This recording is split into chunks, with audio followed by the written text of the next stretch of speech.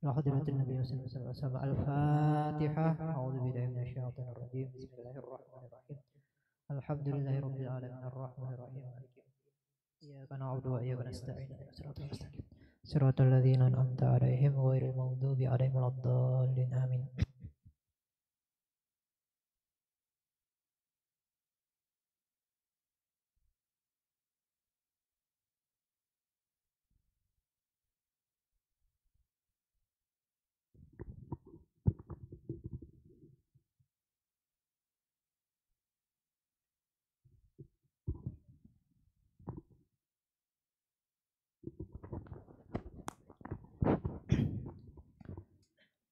Bismillahirrahmanirrahim. Alhamdulillahirabbil alamin wa bihi nasta'in ala umurid dunya waddin. Allahumma shalli wa sallim ala sayyidina Muhammadin sayyidil anbiya wal mursalin wa alil mutahharin wa ashabihi ajma'in wa tabi'in wa tabi'it tabi'in wa man tabi'ahum bi ihsanin ila yaumiddin, amma ba'du. Faqala al-mu'allif rahimahullah ta'ala wa nafa'ana bihi wa bi ulumihi fid dharain amin radhiyallahu ankum wa qala radhiyallahu anhu. Al-Qatla wa qutila minal muslimin fi Uhud aktsaru min sab'in wa minal musyrikina thalathatun wa ishrun. Masih di dalam kitab Sirah Khulasah Nurul Yakin fi Sirati Sayyidil Mursalin, keringkasan peristiwa yang terjadi di tahun yang ketiga daripada hijrah Rasulullah SAW ke kota Madinah setelah mengalami peperangan di Uhud yang mana menghasilkan diantaranya beberapa korban. Disebutkan bahwa di antara kaum muslimin yang terbunuh di peperangan Uhud itu lebih daripada 70 orang yang mati syahid di dalam peperangan Uhud. Adapun dari pihak musyrikin disebutkan 23 orang. Wa qad matsalat Quraisyun bi qatlil muslimin tamtsilan fazi'a. Yang mana pihak Quraisy ataupun kufar Quraisy terhadap korban yang terbunuh dari pihak muslimin itu mereka membunuh dengan pembunuhan yang sangat jahat, bahkan sampai dimutilasi. Jadi yang terbunuh daripada pasukan muslimin, kufar Quraisy memperlakukan jasad daripada kaum muslimin yang terbunuh secara keji dengan bahkan sampai dicincang-cincang ataupun dimutilasi. Yang mana ini sangat dibenci dan sangat tidak disukai dalam syariat Islam. Walaupun terhadap jenazah daripada ataupun mayat yang terbunuh daripada pihak kufar, kita sebagai orang yang beragama Islam itu tidak boleh memperlakukan dengan tidak baik terhadap mayat seorang manusia. Wa qutila fi hadhil ghazwah Hamzah amur Rasul sallallahu alaihi wasallam ghafalahu rajulun ismuhu Wahsy. Dan di antara pihak muslimin yang terbunuh di peperangan Uhud yaitu paman Nabi sallallahu alaihi wasallam Sayyidina Hamzah bin Abdul Muttalib. Yang mana yang membunuh beliau yaitu seorang laki-laki yang bernama Wahsy. Yang mana dia ini dijanjikan oleh seorang perempuan yang sangat pembenci daripada paman Nabi Hamzah, dijanjikan sesuatu terhadap Wahsy ini untuk bisa membunuh paman Nabi Sayyidina Hamzah. Sehingga dengan keterampilannya dalam melempar tombak, akhirnya dia mengenai daripada paman Nabi, sehingga paman Nabi Sayyidina Hamzah itu sampai terbunuh. Wa baqarat batnahu imra'atun wa khadat kabidahu litakulaha falakatha thumma arsalatha. Kemudian perempuan tadi yang menjanjikan kepada Wahsy untuk apabila dia membunuh paman Nabi Sayyidina Hamzah, maka dia akan memberi sesuatu. Di antaranya disebutkan dalam satu riwayat bahwa dijanjikan dia bakal dimerdekakan dan diberi sesuatu yang menyenangkan daripada dunia. Sehingga manakala diperdapati bahwa paman Nabi Sayyidina Hamzah sudah terbunuh, maka si perempuan tersebut mendatangi jasad daripada Sayyidina Hamzah, kemudian dia membelah daripada perutnya Sayyidina Hamzah, kemudian dia keluarkan hatinya, kemudian dia makan, dia gigit-gigit, dia kunyah-kunyah, kemudian dia keluarkan lagi daripada mulutnya. Saking dia gemes, saking dia benci terhadap paman Nabi Sayyidina Hamzah.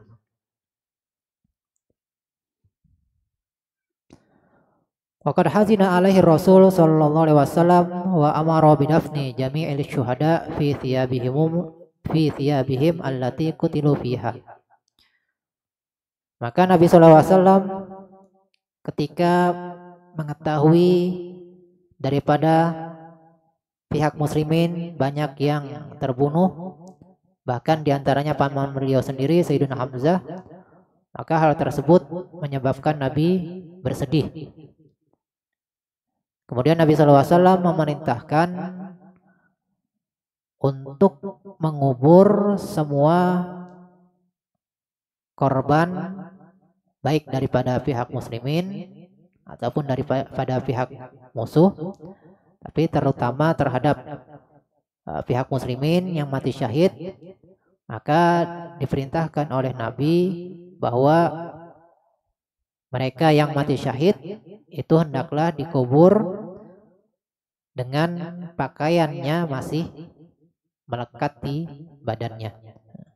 Jadi berbeda halnya dengan mayat seseorang yang tidak mati dalam peperangan fisabilillah.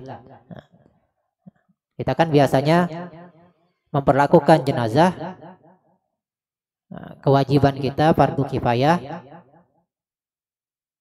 itu memandikan, kemudian mengkafankan, kemudian mensolatkan dan menguburkan. Jadi 4 hal ini hukumnya fardu kifayah terhadap kaum muslimin manakala memperdapati seseorang yang mati daripada muslimin. Jadi itu adalah fardu kifayah hukumnya. Tapi kalau misalnya itu cuma 1 orang yang mengetahui, maka hukumnya fardu ain.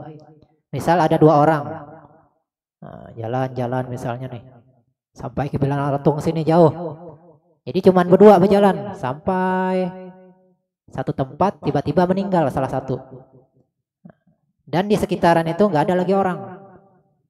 Mau ke sana misalnya jaraknya 10 kilo, ke sana 10 kilo, 10 kilo. Ini kalau menunggu orang lain bisa sempat rusak jenazahnya. Maka hukumnya yang masih hidup ini melakukan fardu kifayah, memperlakukan jenazah kawannya, itu hukumnya fardu ain terhadap dia. Karena nggak ada orang lain yang tahu kecuali dia. Jadi hukumnya fardu ain dia. Mulai memandikan, kemudian mengafankan, mensolatkan, dan menguburkan. Adapun daripada orang yang mati syahid fisabilillah, itu kewajibannya cuma 1, yaitu dikuburkan. Adapun dimandikan, Itu bahkan dilarang karena bisa menghilangkan darah-darah yang mana dia dengan darah tersebut dia berperang fisabilillah. Karena disebutkan darah orang yang mati fisabilillah itu bakal digantikan menjadi harum-haruman di surga. Jadi tidak dimandikan. Seandainya dikafankan, tapi pakaiannya yang ketika dia mati dalam keadaan perang fisabilillah itu masih melekat. Jadi boleh ditambahkan misalnya kain kafan. Tapi pakaian yang aslinya itu jangan ditanggalkan, tetap melekat di badannya. Disolatkan juga nggak perlu. Jadi orang yang mati syahid perang fisabilillah itu nggak perlu disolatkan. Karena dia sudah dijamin masuk surga bighairi hisab. Jadi orang yang mati perang fisabilillah itu sudah dijamin masuk surga bighairi hisab. Nah, jadi antaranya jadi tidak perlu disolatkan. Kewajiban kaum muslimin cuman menguburkan. Jadi cukup dikuburkan dengan pakaian masih melekat di badannya. Boleh misalnya ditambahi misalnya kain kafan, tapi itu tidak wajib hukumnya, tidak fardu ain atau fardu kifayah. Nah, yang penting pakaian aslinya itu masih ada. Paling misalnya kalau misalnya ada yang auratnya terbuka, nah itu perlu ditutup. Nah di sini juga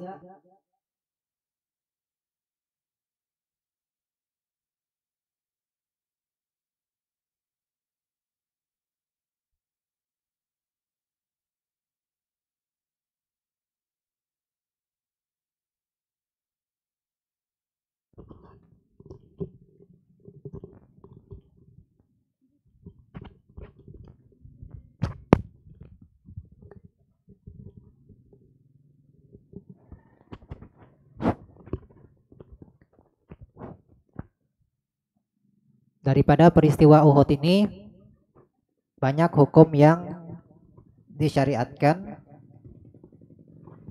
Di antaranya yang pertama tadi, kita dilarang untuk memperlakukan jenazah ataupun orang yang sudah meninggal dengan perlakuan yang tidak pantas. Sekalipun dalam keadaan perang dan orang tersebut bukan orang yang beragama Islam, tetap diperlakukan dengan baik. Jadi nggak boleh dimutilasi, dicincang jadi nggak boleh. Kemudian yang kedua tentang bagaimana memperlakukan jenazah seseorang yang mati dalam keadaan perang fisabilillah.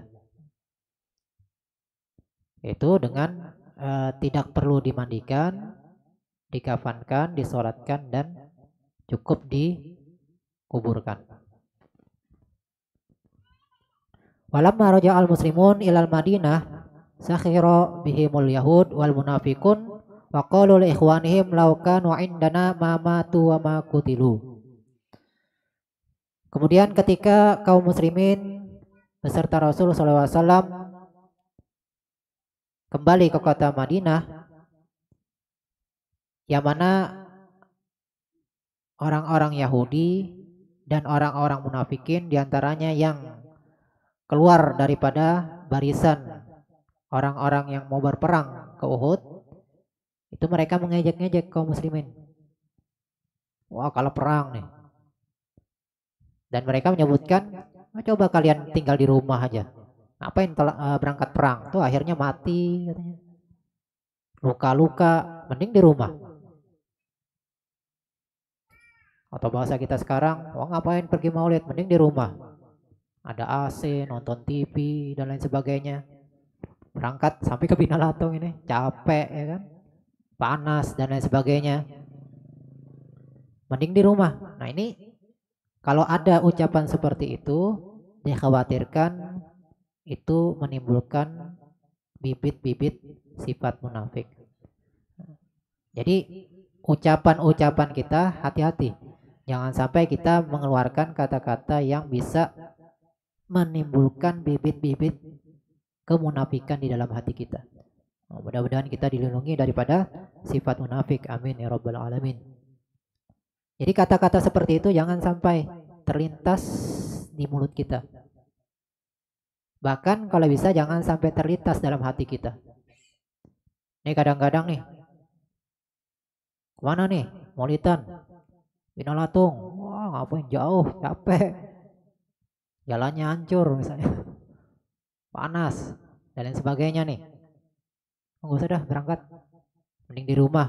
Nah, ini dikhawatirkan ini mirip dengan perkataan orang munafik. Jadi meremehkan apa yang dilakukan oleh saudaranya yang melakukan perbuatan yang baik, perbuatan yang bagus.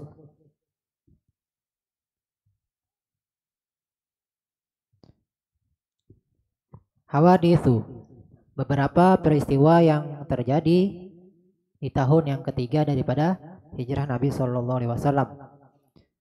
Di sana tisalisah minal hijrah, zawajar Rasul Shallallahu Alaihi Wasallam bintahu Umma Kulsum di Utsman ibn Affan ba'da an matat Ruqayyah indahu walihada sumya dan nurain. Yang di tahun yang ketiga daripada hijrah Rasulullah SAW, diantaranya Rasulullah SAW menikahkan putri beliau Ummu Kulsum kepada sahabat Nabi Utsman ibnu Affan. Yang mana sebelumnya Utsman ibnu Affan ini beristrikan Ruqayyah, binti putri Nabi, itu Ruqayyah, yang mana Ruqayyah ini sebelumnya meninggal.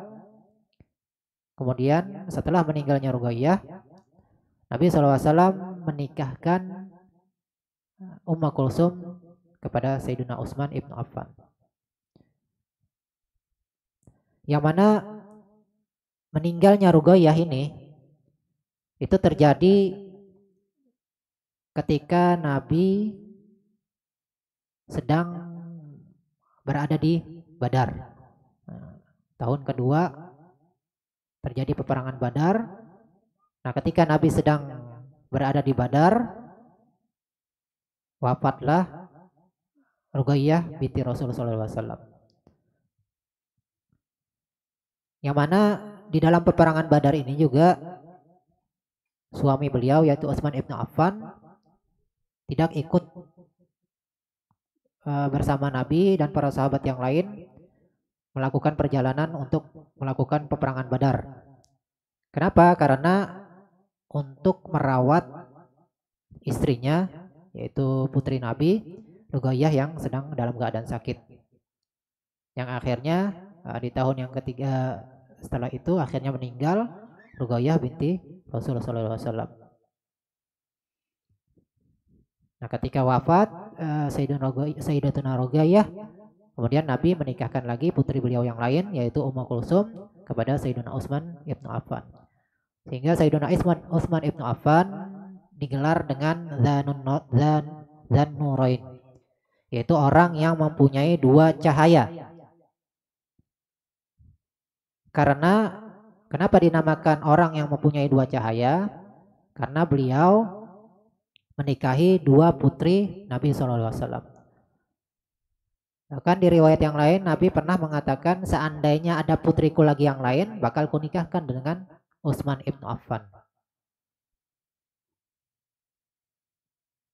Karena Sayyidina Utsman ibnu Affan ini orangnya diantaranya sifat-sifatnya orangnya pemalu, orangnya dermawan, dan sangat menghargai wanita. Beliau aja pemalu, apalagi terhadap istrinya. Jadi beliau lebih malu seandainya istrinya melakukan sesuatu yang mempermalukan dirinya. Pernah diriwayatkan Nabi SAW pernah duduk di pinggir sumur. Kemudian datang sahabat Nabi Sayyidina Abu Bakar. duduk di samping Nabi. Kemudian datang Sayyidina Umar, kemudian datang Sayyidina Utsman, dan begitu juga Sayyidina Ali. Kemudian Sayyidina Utsman ini dia sangat berpakaian ini sangat menutupi badannya, sampai-sampai kelihatan betisnya aja nggak mau, saking beliau pemalu. Betisnya aja nggak mau beliau sampai kelihatan. Nah, kalau kita betis, kadang lutut tuh kelihatan, paha sampai kelihatan. Mentang-mentang laki-laki, ini enggak. Beliau sampai betis aja nggak mau kelihatan. Nah, sehingga beliau sampai digelar orang yang sangat pemalu, Sayyidina Utsman ibnu Affan.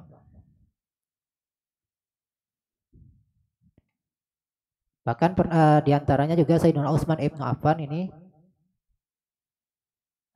setelah meninggal Ummu Kulsum, kemudian beliau juga nanti atau setelah itu juga beliau yang sampai wafatnya beliau pernah menikah juga dengan seorang perempuan yang bernama Nailah.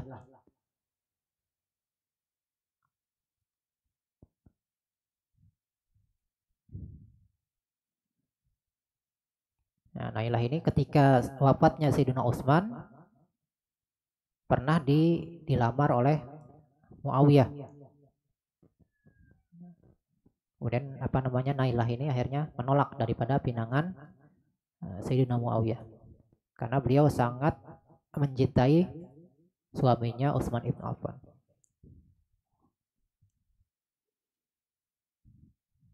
Kemudian diantaranya peristiwa yang lain terjadi di tahun yang ketiga daripada hijrah Rasul SAW, bahwa Nabi juga menikah di tahun yang ketiga ini dengan Sayyidatuna Hafsah binti Umar ibnul Khattab, putri daripada sahabat Nabi Umar ibnul Khattab. Yang mana Hafsah ini sebelumnya mempunyai seorang suami yang mengikuti peperangan Badar. Kemudian sekembalinya daripada peperangan Badar itu mengalami luka yang sangat banyak, sehingga akhirnya meninggal, dan Hafsah ini akhirnya menjadi janda. Dan juga disebutkan di riwayat yang lain bahwa ketika Hafsah ini sudah menjadi janda, Sayyidina Umar ini khawatir punya putri yang dalam keadaan tidak bersuami. Akhirnya beliau menawarkan kepada Sayyidina Abu Bakar. Nah, Abu Bakar akhirnya menolak. Kemudian ditawarkan kepada Sayyidina Utsman, juga menolak Sayyidina Utsman. Akhirnya datang kepada Rasulullah SAW ngadu. Nah, kenapa Sayyidina Abu Bakar menolak daripada tawaran Sayyidina Umar untuk menikahi putrinya? Karena Sayyidina Abu Bakar sudah pernah mendengar Nabi SAW itu mengatakan bahwa beliau yang akan menikahi Hafsah binti Umar ibnul Khattab. Sehingga akhirnya Hafsah dinikahi Nabi di tahun yang ketiga daripada hijrah Rasulullah SAW. Sebagaimana sebelumnya kita ketahui daripada sejarah sebelumnya, ketika Nabi masih di kota Mekah, setelah wafatnya istri Nabi Sayyidatuna Khadijah, Nabi menikah dengan dua orang perempuan, yaitu Saudah dan Aisyah. Saudah binti Zam'ah, kemudian Aisyah binti Abu Bakar As-Siddiq. Kemudian di tahun yang ketiga ini menikah lagi dengan dua orang perempuan. Yang ketiga Hafsah binti Umar ibnul Khattab. Kemudian yang keempat Artinya yang menjadi istri keempat Nabi setelah wafatnya Siti Khadijah, yaitu Zainab binti Khuzaimah Al-Hilaliyah.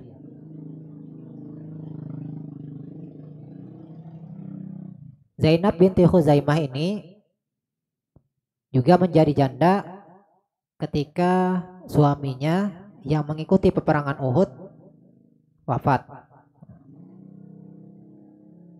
Nah, akhirnya Nabi menikahi Zainab binti Khuzaimah setelah habis masa iddahnya, sehingga menjadi istri Nabi yang keempat setelah Siti Khadijah. Dan beliau ini Zainab binti Khuzaimah itu digelar dengan Ummul Masakin.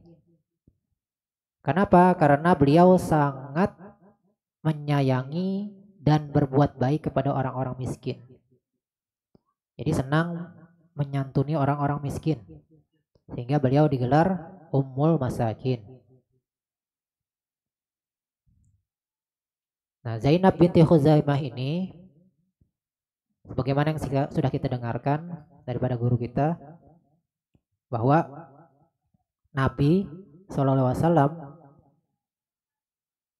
yang kita ketahui itu pernah menikah dengan 11 orang perempuan. Bahkan ada yang mengatakan lebih daripada 11. Jadi 11 orang perempuan, dan 2 diantaranya wafat ketika Nabi masih hidup. Yang pertama yaitu Sayyidatuna Khadijah binti Khuwailid. Dan yang kedua yang bakal wafat atau yang wafat ketika Nabi masih hidup, ya ini nanti Zainab binti Khuzaimah. Adapun sisanya yang 9 itu masih hidup ketika Nabi wafat.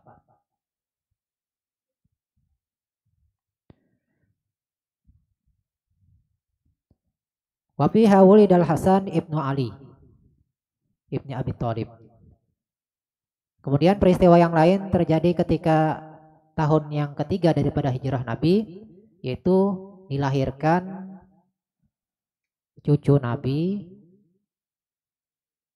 putra daripada Sayyidina Ali dan Sayyidatuna Fatimah, yaitu Hasan, Sayyidina Hasan bin Ali. Wa fiha hurimatil khamr tahriman qat'iyan li dharuriha fil aqli wal jismi wal mali. Kemudian peristiwa yang lain yaitu tentang syariat yang disyariatkan di tahun yang ketiga daripada hijrah Nabi, yaitu mulai tahun itu maka diharamkan yang namanya khamr. Apa itu khamr? Khamr asal makna khamr itu satu minuman yang difermentasi dari buah-buahan, diantaranya buah anggur ataupun buah kurma atau buah-buahan yang lain, yang mana minuman tersebut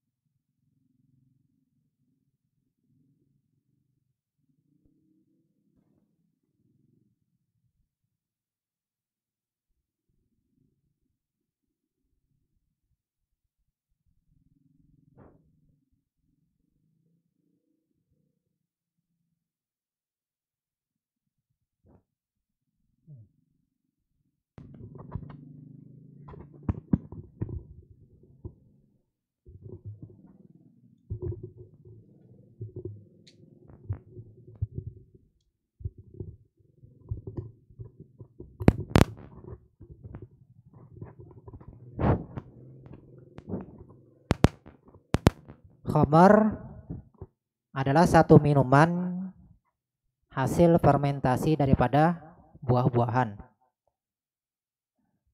Yang mana biasanya sebelum dia menjadi cuka, nah dia akan menjadi yang dinamakan khamr ini.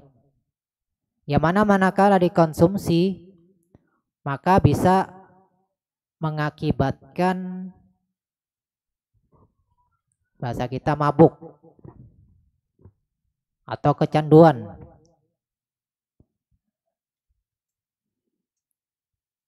Maka dinamakan khamr. Jadi khamr ini dihukumkan haram. Dan dikiaskan apapun yang apabila dikonsumsi itu bisa mengakibatkan mabuk dan kecanduan tadi. Ya bahasa kita contohnya misalnya ganja, narkoba, obat-obatan terlarang. Bahkan misalnya untuk pribadi seseorang misalnya. Adapun kayak narkoba, ganja itu sudah dinaskan ulama. Ijma ulama itu dikiaskan disamakan hukumnya dengan khamr. Jadi narkoba, sabu-sabu, ganja, ekstasi misalnya itu sudah disamakan hukumnya dengan minuman keras. Jadi hukumnya haram. Adapun minuman khamr, minuman beralkohol tadi itu selain dia haram dikonsumsi, haram diperjualbelikan, juga hukumnya najis. Jadi seandainya misalnya kena baju kita, minuman khamr tadi kena baju kita pakai sholat, maka nggak sah sholatnya. Nggak sah sholatnya. Tapi kalau benda-benda seperti narkoba tadi, ganja misal, kalau ganja, sabu-sabu, ekstasi misalnya habis penggerbekan misalnya nih, habis penggerbekan polisi misalnya, barang bukti dimasukkan ke kantong, dibawa sholat, itu nggak apa-apa, karena dia bukan barang cair. Tapi kalau barang cair tidak sah dibawa sholat, karena hukumnya najis. Tapi kalau kayak ganja atau ekstasi, sabu-sabu misalnya, itu kan benda padat, cuman haramnya dikonsumsi dan diperjualbelikan, itu hukumnya haram dan gak sah jual belinya. Jadi uangnya juga haram jadinya. Nah ini di tahun yang ketiga ini mulai diperlakukan haram mengkonsumsinya, haram memperjualbelikannya dengan haraman yang sudah pasti. Sebab diharamkannya, ini sebab, cuman sebab. Jadi jangan kita mencari-cari ini sebabnya karena bisa merusak akal dan badan dan menghabiskan harta. Jadi sebab diharamkan, yang pertama karena bisa merusak akal, kedua bisa merusak badan, jadi lemas, jadi malas dan lain sebagainya, dan yang ketiga bisa menghabiskan harta. Wah, enggak katanya, Ana jual beli khamr malah kaya katanya, malah sehat katanya. Nah, berarti nggak haram katanya. Nggak bisa seperti itu. Jadi sebab itu cuman sebab. Tapi ini sudah dinaskan di Al-Quran, sudah dinaskan oleh Nabi di dalam hadisnya. Ini sebab bukan menjadi alasan sesuatu ini dihukumkan haram atau enggak. Jadi itu sebab tuh cuman pijakan awalnya. Tapi kalau sudah diharamkan, ini sebab sudah nggak berlaku lagi. Jadi nggak bisa kita misalnya beralasan, ana minum alkohol, ana jual beli khamr, ana jual minuman keras, tapi akal ana masih sehat, badan ana sehat, olahraga terus, malah harta tambah banyak katanya. Nah tapi sebab ini sudah nggak berlaku, karena yang berlaku hukumnya, hukumnya haram. Jadi kembali masalah narkoba tadi, ganja dan lain sebagainya, itu hukumnya sama dengan khamar. Haram mengkonsumsi, haram memperjualbelikan. Menjualnya haram, membelinya juga haram. Dan bahkan di hadis Nabi disebutkan bahkan kurirnya juga bisa kena haram. Misal kurir ekspedisi apa? Ekspedisi A. Ini ada barangnya apa? Khamar, antar ke sini. Haram. Kalau dia tahu, kalau dia nggak tahu nggak masalah. Ini dia tahu barangnya khamar atau narkoba, kirimkan ke sini misalnya. Dia tahu bendanya ini, benda yang diharamkan. Kena juga hukumnya dia haram. Atau misalnya regulator. Misalnya pihak bea cukai misalnya. Oh, ACC ini boleh masuk. Itu jika kena hukumnya haram. Jadi misalnya gajinya timbul jadi haram. Gajinya karena dia meloloskan tadi barang haram tadi juga karena haram. Jadi sama, narkoba gitu juga sama hukumnya. Karena ijma ulama dengan kias sama hukumnya. Walaupun Al-Qur'annya nggak ada, hadisnya nggak ada, tapi ini ijma ulama. Karena kita sumber hukumnya Al-Qur'an, hadis Nabi, ijma ulama dan kias. Sebagaimana di dalam Al-Qur'an sudah disebutkan ayatnya. Ya ayyuhalladzina amanu atiullaha wa atiur rasul wa ulil amri minkum. Fa in tanaza'tum fi syai'in farudduhu ila Allahi wa rasulih. Itu ayat yang mengatakan bahwa sumber hukum Al-Qur'an, hadis, kalau nggak ada ditemukan di Al-Qur'an dan hadis, dikiaskan oleh ulama dan ulama sudah timbul kesepakatan di antara mereka bahwa hukumnya seperti ini. Maka sudah berlaku hukum tersebut. Yang mana sedikit kita ceritakan. Jadi awal mulanya ini turun ayat Al-Qur'an, yas'alunaka 'anil khamri wal maisir, qul fihima ismun kabir wa manafi'u linnas. Jadi ada kaum muslimin yang bertanya, wahai Rasul, bagaimana nih? Kami boleh nggak masih minum? Boleh nggak main judi? Nah, jadi turun Al-Qur'an menjawab, nggak secara langsung. Jadi ayat Al-Qur'an yang pertama menyebutkan masalah khamar dan judi itu nggak langsung menyatakan haram. Kenapa? Karena ketika itu bangsa Arab kebanyakan masih kebiasaannya minum khamar, main judi, itu sudah menjadi kebiasaan. Sehingga sulit untuk langsung dihilangkan. Sehingga ayat Quran pertama menyebutkan bahwa itu khamar, judi itu suatu dosa yang besar. Jadi hukumnya cuma dosa besar. Belum diharamkan, cuma disebutkan dosa besar. Nggak langsung dikatakan haram. Tapi ada juga manfaatnya. Manfaatnya ada, mudaratnya ada. Nah, tadi diantaranya disebutkan khamar itu misalnya biasanya daerah orang-orang yang misalnya musim dingin itu supaya nggak kedinginan. Tapi mudaratnya lebih banyak. Judi, ada, bisa kalau misalnya menang hartanya bertambah. Itu manfaatnya. Tapi mudaratnya lebih besar daripada manfaatnya. Sehingga jauhi khamar dan judi. Kemudian terjadi sesuatu terhadap sebagian sahabat yang mana ketika beliau minum khamar langsung sholat.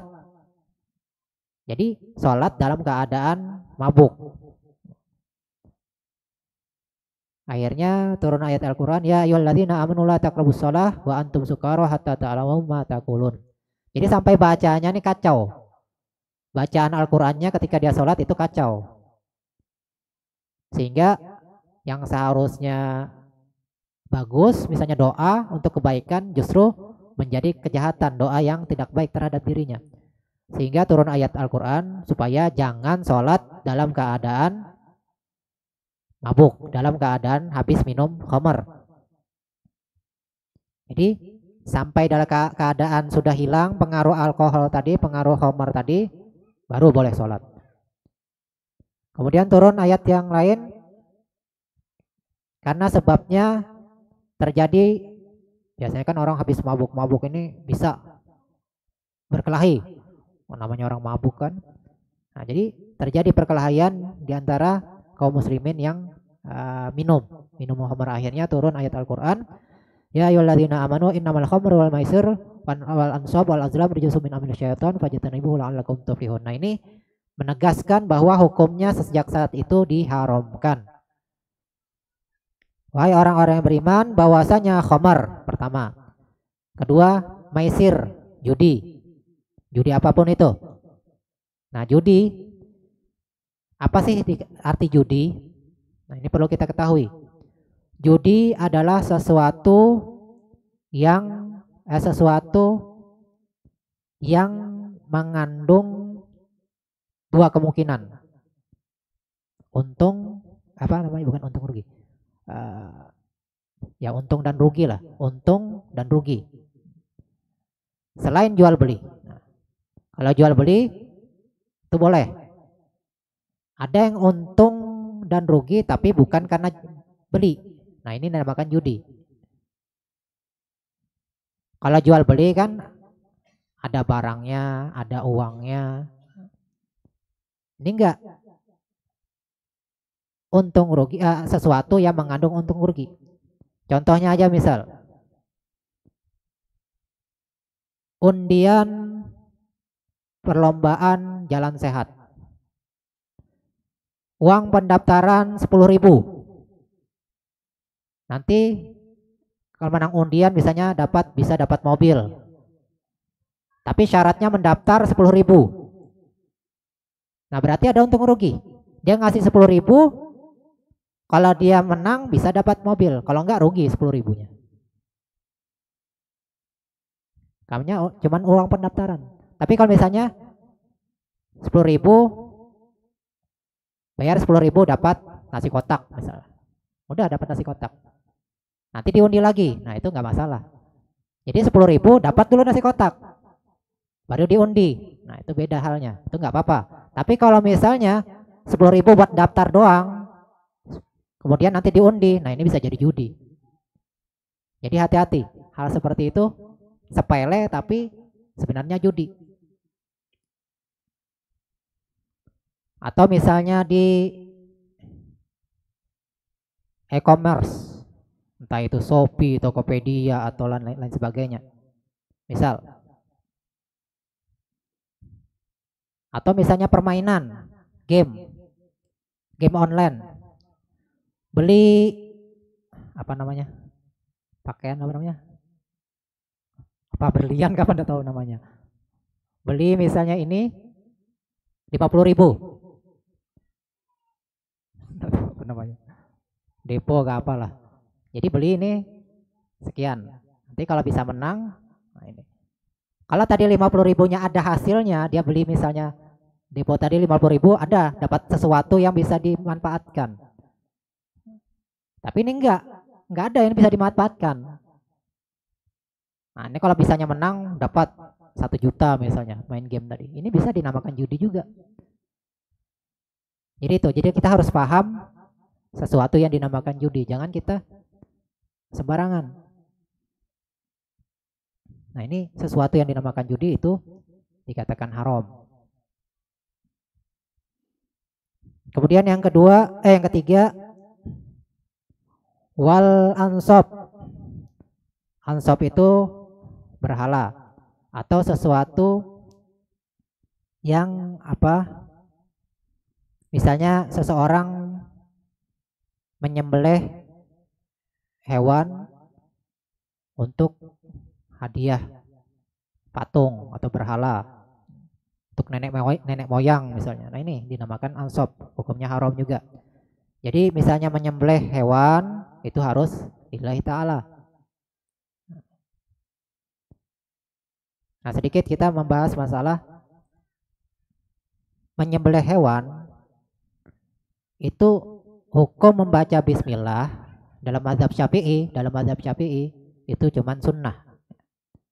Jadi seandainya ada seseorang, kita ketahui orangnya Islam, dia menyembelih nggak baca bismillah, itu sah aja sembelihannya.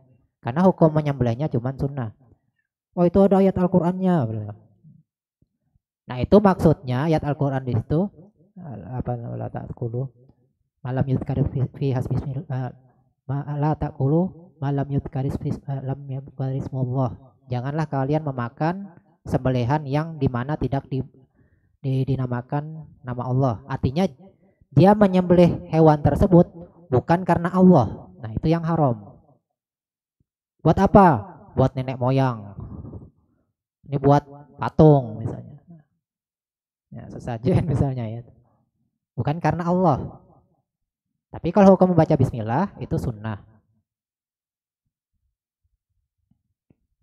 Itu yang ketiga yang diharamkan. Jadi nggak boleh menyembelih korban dengan tujuan selain Allah Ta'ala. Kemudian yang keempat, azlam ini misal kita kita menggantungkan perbuatan kita terhadap sesuatu. Misal gini, mau berangkat belayar, mau naik kapal, misal, oh ini ada burung terbang ke sebelah barat misalnya. Oh nanti terjadi apa-apa, nggak salah berangkat katanya. Nah ini haram. Lain masalah kalau misalnya, oh itu mau hujan, bukan. Ini sesuatu yang mitos lah bahasa kita, mitos, sesuatu yang tidak masuk akal digantungkan terhadap sesuatu tersebut. Nggak mau anak nggak mau ke pasar nih. Nah, bahasa kita sekarang ini kayak perbintangan itu, zodiak. Oh, zodiak itu menyerupai. Jadi zodiak seperti ini. Zodiak misalnya Gemini, di bulan ini dia kalau dagang rugi, akhirnya nggak mau dagang. Atau percintaannya tidak baik, nggak mau nikah. Nah ini terkena yang hukum ini, jadi hukumnya haram. Nah itu ayat Al-Quran yang menyebutkan keharaman 4 hal ini. Khamar, judi, menyembelih hewan dengan tujuan selain Allah, dan yang keempat menggantungkan sesuatu perbuatan kita terhadap sesuatu yang dilarang. Ini adalah najis, perbuatan yang diharamkan, dan adalah daripada perbuatan syaitan. Maka jauhilah. Nah, artinya hukumnya diharamkan sejak saat itu. La'allakum tuflihun, mudah-mudahan kalian atau semoga dan pastilah kalian akan beruntung. Manakala kalian meninggalkan yang Allah haramkan, maka pasti kalian akan beruntung. Inna ma yuridu syaitanu ayyuqi'a bainakumul adawata wal baghdha fil khamri wal maisir wa yasuddakum an dzikrillah wa anis shalah fa hal antum muntahun. Sesungguhnya syaitan menginginkan daripada kalian dengan minum-minuman keras, dengan perjudian. Apa yang diinginkan syaitan? Terjadi permusuhan. Kalau minum-minuman kan biasa udah terjadi macam-macam, sudah pembunuhan kadang. Ada kan di kisah secara singkat nih, ditawari syaitan, nih ada 3 pilihan nih, minum minuman keras, berzina, atau bunuh. Wah kalau mau bunuh ini, wah berat ini katanya. Zina, wah berat. Yang ringan aja dah, minum khamar katanya. Akhirnya begitu dia minum khamar, akhirnya minum khamar iya, berzina iya, membunuh iya. Nah itu karena bisa mengakibatkan permusuhan. Dan syaitan menginginkan di antara kalian terjadi permusuhan. Dan saling murka di antara kalian, saling dendam di antara kalian. Dan begitu juga judi. Kalau judi udah bisa terjadi perkelahian. Atau sering kan terjadi kan di berita-berita itu karena sebab judi online misalnya, istri bunuh suami, suami bunuh istri, anak bunuh bapak. Nah ini yang dikhawatirkan di antara sebabnya. Dan khamar dan judi itu bisa mencegah kalian daripada mengingat Allah Subhanahu wa taala dan sholat ataupun berdoa kepada Allah Subhanahu wa taala. Nah, kalau sudah minum minuman keras, berjudi, ini udah lupa dengan Allah. Lupa dengan sholat. Maka hendaklah kalian berhenti daripada melakukan perbuatan minum minuman keras dan perbuatan judi. Wakanat ghairu muharramatin fi awal Islam, tsumma hurimat tadrijan limahabbatil arab laha wa su'ubati tarkiha. Dan di asal mulanya khamar dan judi ini belum diharamkan di awal-awal Islam. Kemudian diharamkan tapi secara bertahap. Kenapa secara bertahap? Karena bangsa Arab ketika itu sudah menjadi kebiasaan minum minuman keras dan perbuatan judi dan sangat sulit untuk meninggalkannya. Nah, itulah peristiwa yang terjadi di tahun yang ketiga daripada hijrah Rasulullah SAW. Mudah-mudahan kita bisa mengambil pelajaran daripada apa yang sudah kita dapatkan pada malam hari ini, bisa menambah pengetahuan kita tentang sejarah Islam, tentang sejarah Nabi kita SAW dan para sahabat, dan menambahkan kecintaan kita kepada Allah dan Rasulnya, dan kepada keluarga Nabi, dan kepada para sahabat. Dan mudah-mudahan kita semua dimatikan dalam husnul khatimah. Amin ya rabbal alamin. Mungkin itu dulu yang disampaikan, kurang lebih mohon maaf. Wal afu minkum, wallahu subhanahu wa ta'ala alam.